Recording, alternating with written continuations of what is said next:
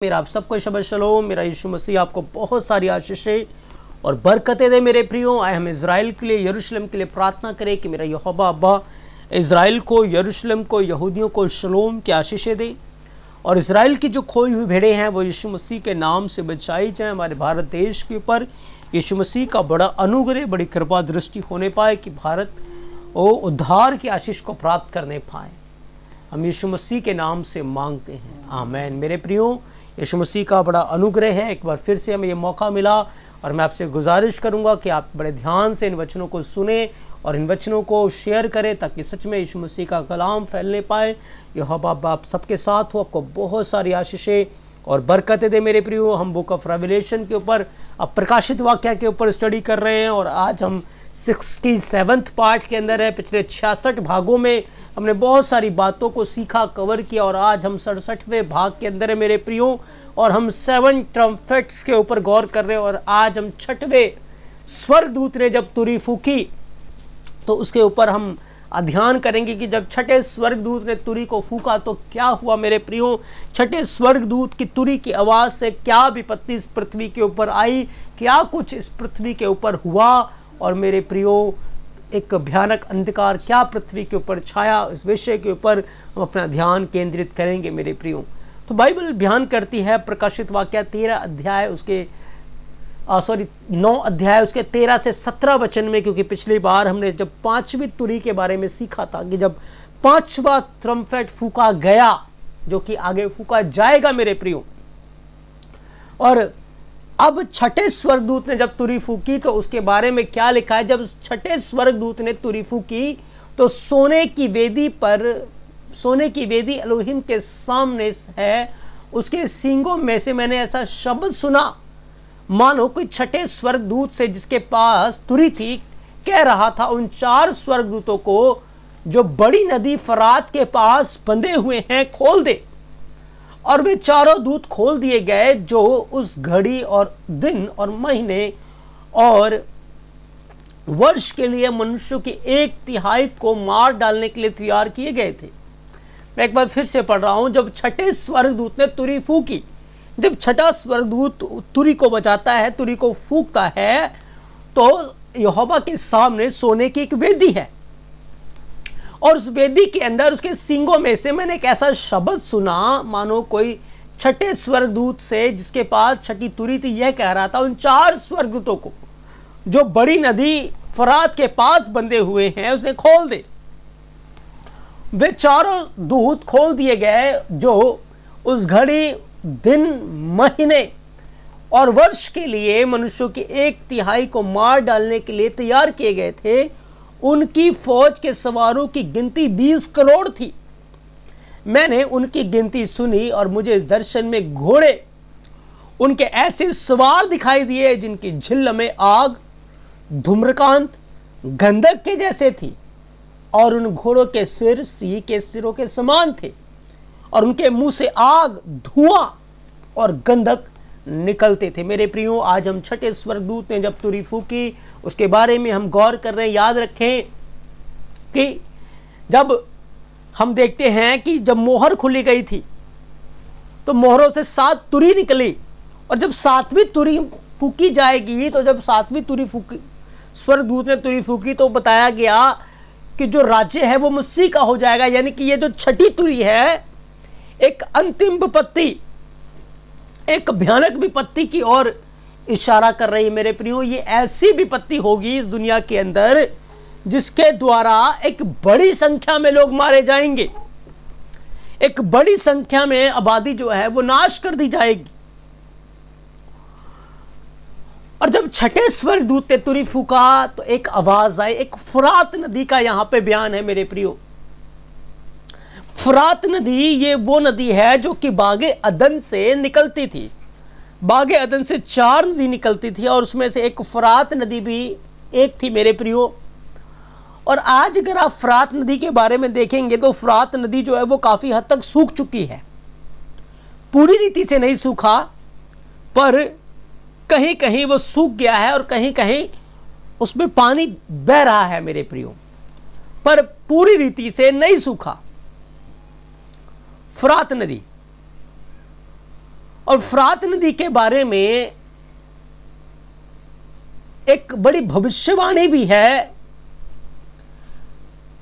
कि यहोवा अपने क्रोध में फरात नदी को लू की भयानक प्रचंड के द्वारा, लू के भयानक प्रचंड उसके द्वारा उसको वो सुखा देगा कि पूरब के राजाओं के लिए जगह तैयार हो जाए। अब फरात नदी इस समय पूरी रीति से नहीं सूखा, लेकिन कहीं कहीं वो सूख गया और कहीं कहीं पानी भरा हुआ है मेरे प्रियो। लेकिन एक समय ऐसा आएगा जब फरात नदी पूरी रीति से सूख जाएगा, पूरी रीति से सूख जाएगा। और जब फरात नदी पूरी रीति से सूख जाएगा मेरे प्रियो, तो एक भयानक युद्ध के लिए जो देश हैं वो तैयार हो जाएंगे। अब यहां पर एक बात लिखी है कि जब स्वर्गदूत ने तुरी फूकी तो 4 स्वर्गदूत फरात नदी के पास बंधे हुए थे। 4 स्वर्गदूत। इन 4 स्वर्गदूतों को रखा ही इसलिए था, बांध के इसलिए रखा गया था कि एक दिन इनके द्वारा इस पृथ्वी के ऊपर एक भयानक विपत्ति को लाया जाए। मेरे प्रियो, ये वो स्वर्गदूत हैं जिन्होंने यहोवा की अनाज्ञाकारी की। ये वो स्वर्गदूतों के प्रधान थे जिन्होंने उसकी आज्ञाओं की उल्लंघना की थी और इनको यहोवा ने बांध दिया। अब यहां पर जो बड़ी विपत्ति है, जब ये 4 स्वर्गदूत खोल दिए जाएंगे तो ये जो स्वर्गदूत है कि 20 करोड़ की फौज को तैयार करेंगे मेरे प्रियो। 20 करोड़ लोग की फौज। अब ये 20 करोड़ की जो फौज है ये क्या है मेरे प्रियो? हम यहां पर साफ देख सकते हैं कि इस पृथ्वी के ऊपर एक भयानक युद्ध का प्रतीक है। एक भयानक युद्ध होगा, यानी कि 3rd वर्ल्ड वॉर। अगर आप पूरी दुनिया के अंदर फौजों की संख्या को काउंट करेंगे, आर्मी में जो युद्ध के लिए तैयार रहते हैं, अगर आप उनकी संख्या को देखेंगे तो आपको 20 करोड़ के समथिंग मिलेगी। 20 करोड़ मिलेगी मेरे प्रियो उस समय, क्योंकि बाइबल इसको बयान करती है कि 20 करोड़ लोग इस 3rd वर्ल्ड वार के अंदर, तृतीय विश्व युद्ध के अंदर पार्टिसिपेट करेंगे।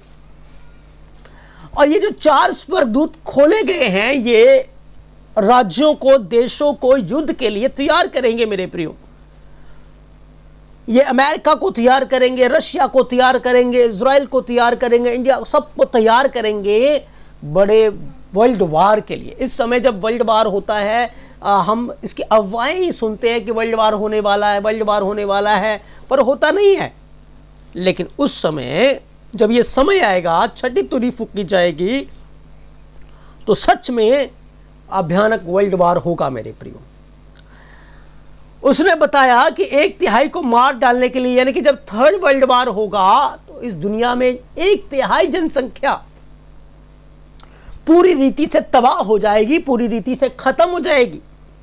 जब पहला वर्ल्ड वार हुआ था, दूसरा वर्ल्ड वार हुआ था कि भारी संख्या में लोग मरे थे मेरे प्रियो, भारी संख्या में।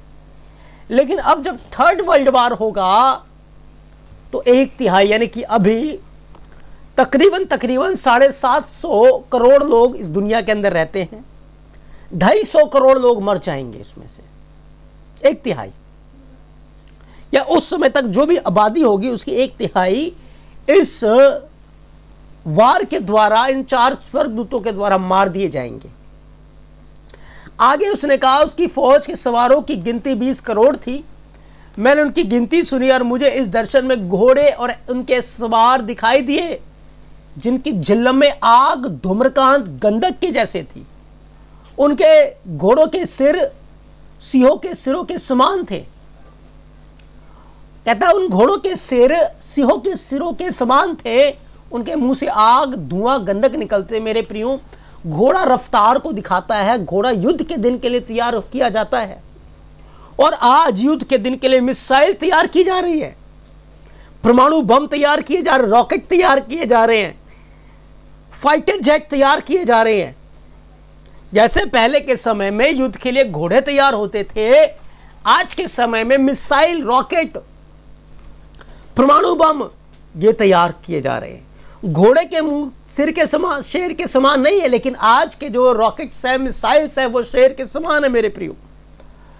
घोड़ों के मुंह से आग और गंधक नहीं निकलती, लेकिन आज के जो रॉकेट हैं उनके अंदर इतना परमाणु, उनके बम भरा जाता है, गंधक भरा जाता है उनके अंदर, या कहें ऐसे ऐसे पदार्थ, ऐसे ऐसे परमाणु बम और ऐसे ऐसे पदार्थ भरे जाते हैं, जब वो फटता है तो आग, गंधक और धुआं निकलता है मेरे प्रियो।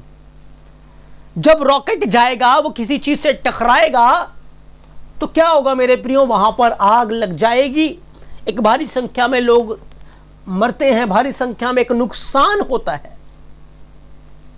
तो बिल्कुल स्पष्ट तौर से हमें यहां पर थर्ड वर्ल्ड वार की एक पिक्चर नजर आ रही है कि यूहन्ना अपने दर्शन में जब छठी तुरी फूकी जा रही थी, उसने थर्ड वर्ल्ड वार को होते देखा। बिल्कुल जैसे उसी पैटर्न के ऊपर है मेरे प्रियो, जैसे एक गर्भवती औरत जब प्रेग्नेंट होती है, उसके 3 चरण होते हैं, पहली तिमाही, दूसरी तिमाही और तीसरी तिमाही। पहली तिमाही में उसको कम पेन होता है और दूसरी तिमाही में उसे ज़्यादा पेन होता है और तीसरी तिमाही में उसे बहुत ज़्यादा पेन होता है। उसी तरीके से 3 वर्ल्ड वार इस दुनिया के अंदर होने हैं मेरे प्रियो। जब पहला वर्ल्ड वार हुआ था उसमें कम पेन था, जब दूसरा वर्ल्ड वार हो उससे अधिक पेन था, और जब तीसरा होगा वो अपने चरम सीमा पर पेन होगा और उसके बाद बर्थ हो जाता है। और जैसे ही छठी तुरी फूकी गई, 1/3 नाश हो गया, उसके बाद जब 7वीं तुरी फूकी जाती है तो मसीह का वो दिव्य आगमन हो जाता है मेरे प्रियो, राज्य मसीह का हो जाएगा। तो मेरे प्रियो, जिन जिन बातों का यहां पर संकेत दिया गया है, 4 स्वर्गदूत चारों दिशाओं के राजाओं को इकट्ठा करेंगे, इसीलिए 4 स्वर्गदूत है, चारों दिशाओं के राजाओं को इकट्ठा करेंगे वर्ल्ड वार के लिए, और पूरी देश के लोग, पूरी दुनिया के लोग वर्ल्ड वार में, इस वार के अंदर पार्टिसिपेट करेंगे, इस वार के अंदर इकट्ठे हो जाएंगे। और उनके जो मिसाइल्स, जिस घोड़े का दर्शन वो कह रहा है, वो घोड़ा, वो मिसाइल्स है, वो रॉकेट्स है मेरे प्रियो, जिनके मुंह से आग, धूम्रकांत, गंधक निकलते हैं और उनके द्वारा लोग नाश हो रहे हैं, 1/3 बर्बाद हो रहे हैं। तो ये जो छठी तोरी है, जब ये फूकी गई तो मेरे प्रियो, इस पृथ्वी के ऊपर एक भयानक आपदा, एक भयानक विपत्ति हमें दिखती हुई नजर आती है। 5वें स्वर्गदूत ने जब तुरी फूकी थी तो लोगों को पीड़ा पहुंची, लेकिन वो मरे नहीं थे, उन्हें पश्चाताप का अवसर दिया गया, लेकिन उन्होंने मन नहीं फिराया मेरे प्रियो। और उसके बाद ये छठी जब तुरी फूकी गई, तब भयानक संख्या में लोग मारे जाएंगे, नाश हो जाएंगे मेरे प्रियो। आगे लिखा, इन तीनों महामारियों अर्थात आग, धुएं, गंधक से जो उनके मुंह से निकलते थे, मनुष्य की 1/3 मार डाली गई, क्योंकि इन घोड़ों की सामर्थ उनके मुंह और उनके पूंछों में थी मेरे प्रियो। जो रॉकेट्स होते हैं, मिसाइल्स होते हैं, उनके मुंह के अंदर और उनके पीछे की साइड में सारा बारूद भरा होता है। जब वो टकराते हैं वहां से सारा बारूद विस्फोट होता है और आग और गंधक धुआं निकलता है, क्योंकि उन घोड़ों की सामर्थ उनके मुंह और उनके पूंछों में थी, इसलिए कि उनकी पूंछें सांप के जैसे थी मेरे प्रियो। रॉकेट को देखेंगे तो सच में उसकी पूंछ सांप की तरह होती, सीधी बिल्कुल कि जैसे थी, और उन पूंछों के सिर भी थे, उन्हीं से वे पीड़ा पहुंचाते थे मेरे प्रियो। आप रॉकेट का जो देखेंगे पीछे सिर के समान भी होता है, पंख टाइप से निकले होते हैं, उसको यूहन्ना सिर के समान देख रहा था, और उन्हीं से वे पीड़ा पहुंचाते थे। बाकी मनुष्यों ने जो उन महामारियों से नहीं मरे थे, अपने हाथों के कामों से मन न फिराया कि दुष्ट आत्माओं की और सोने, चांदी, पीतल, पत्थर और काठ के मूर्तियों की पूजा ना करें, जो ना देख सकते हैं, ना सुन सकते हैं, ना चल सकते हैं, और जो खून और टोना और व्यभिचार और चोरियों और उन्होंने की थी, उनसे मन ना फिराया मेरे प्रियो। जब छठे स्वर्गदूत ने तुरी फूकी, 4 स्वर्गदूत खोले गए जो फरात नदी के पास बांधे थे, वो चारों दिशाओं में गए, उन्होंने राजाओं को इकट्ठा किया, 20 करोड़ लोगों की फौज इकट्ठी हुई, मिसाइल्स इकट्ठे हुए, और मेरे प्रियो उनके द्वारा युद्ध लड़ा किया। 20 करोड़ मिसाइल्स, 20 करोड़ वो यंत्र तैयार थे। और मेरे प्रियो, उनके द्वारा जब थर्ड वर्ल्ड वार लड़ा गया, 1/3 मनुष्य मार डाले गए, आग के द्वारा, धुएं के द्वारा, गंधक के द्वारा। और मेरे प्रियो, फिर भी लोगों ने मन नहीं फिराया और अपने कामों से तौबा नहीं की। जब इन बातों को देखा गया, ओ यूहन्ना देख रहा था दर्शन के अंदर थर्ड वर्ल्ड वार होता हुआ इस दुनिया के अंदर, जो कि आने वाले समय में होगा। मेरे प्रियो, ये सब बातें क्यों हो रही हैं, क्यों होती हैं? जब आप पहला इतिहास 34 अध्याय 25 वचन को पढ़ेंगे, लिखा है, यहोवा यह कहता है, सुन, मैं इस स्थान और इसके निवासियों पर विपत्ति डालकर यहूदा के राजा के सामने जो पुस्तक पढ़ी गई, जिनमें जितने श्राप लिखे गए, उन सभी को पूरा करूंगा। उन लोगों ने मुझे त्याग कर पराये देवताओं के लिए धूप जलाए। मेरे प्रियो, ओ ये भयानक विपत्ति तब आती है जब प्रजा के लोग व्यभिचार में चले जाते हैं, मूर्ति पूजा में चले जाते हैं, तब यहोवा का भयानक प्रकोप भड़क उठता है। जब आने वाले समय में मूर्ति पूजा बढ़ जाएगी, ये विपत्ति इस दुनिया के लोगों के ऊपर आ जाएगी। जब जब प्रजा के लोग प्रार्थना का जीवन बिताएंगे, धन्यवाद का जीवन बिताएंगे, पवित्रता का जीवन बिताएंगे, याद रखें, विपत्ति रुकी रहेगी। लेकिन जैसे ही वो यहोवा को त्याग कर, यीशु मसीह को त्याग कर, यीशु मसीह की प्रस्तिश को छोड़कर बुत प्रस्ती करने लगेंगे, व्यभिचार में, पाप में जीवन बिताना शुरू करेंगे, विपत्ति उनके द्वार पर दस्तक दे जाएगी। व्यवस्था, लव्य व्यवस्था 26 अध्याय 23 से 25 वचन में लिखा है, फिर यदि तुम इन बातों पर मेरी ताड़ना से न सुधरो और मेरे विरुद्ध चलते ही रहो, तो भी मैं तुम्हारे विरुद्ध चलूंगा और तुम्हारे पापों के कारण मैं आप ही तुमको 7 गुना मारूंगा। और मैं तुम पर ऐसी तलवार चलवाऊंगा जो वाचा तोड़ने का पूरा पूरा पलटा लेगी। और जब तुम अपने नगरों में जाकर इकट्ठे होगे, तब मैं तुम्हारे बीच मरी फैलाऊंगा और तुम अपने शत्रुओं के वश में सौंप दिए जाओगे। यस मेरे प्रियो, ये विपत्ति बलवा का प्रतिफल है। मूसा के समय में भी जब इजराइलियों ने बलवा किया, पाप किया, यहोवा ने उन्हें मरी फैला दी और एक भारी संख्या में लोग नाश हो गए, मारे गए। मेरे प्रियो, मारे गए। और जब मूसा विनती करता था, जब वो दुहाई देता था, तब यीशु मसीह, यहोवा उन्हें उस विपत्ति से छुड़ाता था। मेरे प्रियो, तो आज हमारे लिए मौका है, इन वचनों को सुनकर हम अपना जीवन प्रार्थना में, वचन में लौलीन रखें, ताकि हम इन सारी विपत्तियों से बचें। मेरे प्रियो, और यीशु मसीह की करुणा से हम घिरे रहें, यीशु मसीह की दया में हम घिरे रहें। मेरे प्रियो, और यीशु मसीह आप सबके ऊपर बड़ा अनुग्रह करे, बड़ी कृपा करे। और आज के वचन के द्वारा हमने आशीष पाई है और मैं विश्वास करता हूं कि ये वचन बहुतों के लिए आशीष का कारण बनेगा। मेरे प्रियो, आप इन वचनों के द्वारा लोगों को ब्लेस करें। यहोवा आपको बहुत सारी आशीषें और बरकतें दे। आमीन।